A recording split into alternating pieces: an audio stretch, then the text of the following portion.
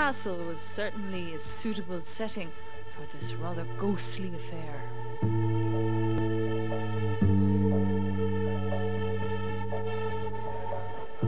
Hello and welcome to the first Dublin Paranormal Convention. I'm Mark Earin, one of the organisers. I'm also a member of the Paranormal Investigation Guys.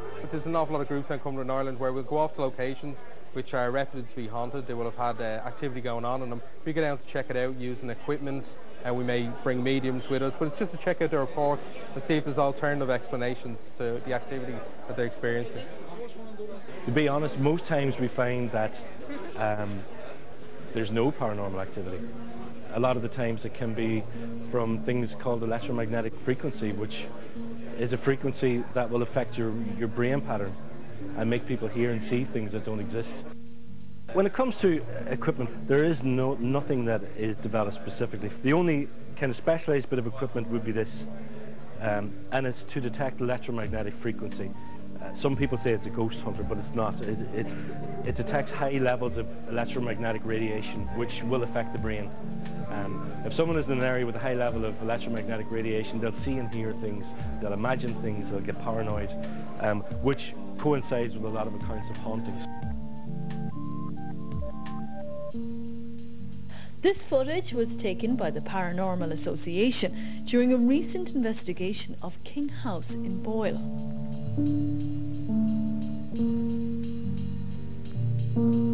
When we go to do an investigation, what we would do is we go in and do a baseline reading and take measurements of air temperature. We would set up our infrared cameras, which would see in the complete darkness. Sometimes we set up crosses and we'll draw a circle on a piece of paper and we'll draw a line with a pen around the cross or the crucifix and see if it moves throughout the night.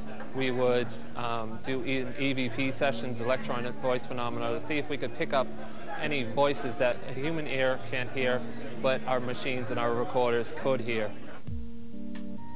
We were in Carlow one time, in the old Carlow jail, and we were calling out and saying, is there anybody here? And we had an EVP of a voice calling out to Mary, which was very odd. We've heard footsteps, we've heard children singing. There's a wide variety of EVPs and sounds that you'll get. So you never know what you're going to get until you try it yourself. Bonnie Vance has lived with ghosts for nearly 20 years in Charleville Castle. Her first encounter came when she was awoken by the sound of laughing children upstairs at 3 a.m. I went up with a torch, and there was no one there that we could see. So I thought maybe, I don't know, it was imagination or a dream. But it kept happening every couple of times a week for a few times a month until finally we found out that was the nursery upstairs. There have been many encounters since, particularly with Harriet, whom they first met when their young son went missing in the castle. And finally we found him at the bottom of the staircase, and he said, little boy and girl held my hand. Now, we couldn't see them. We found out later that Harriet was the daughter of the 3rd Earl and Countess, and she was sent up to have her hands washed and decided to slide down and fell to her death. So she's there, and she frequently comes out when children are there.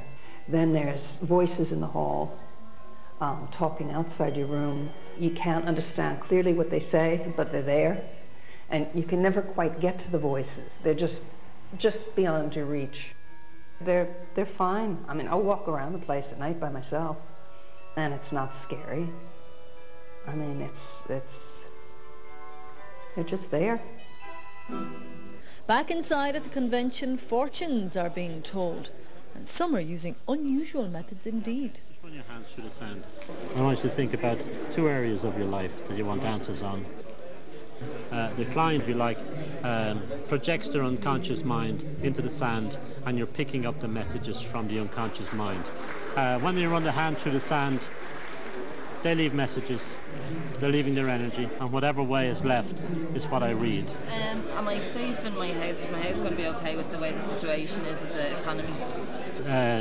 The bank is more trouble with your house than you are.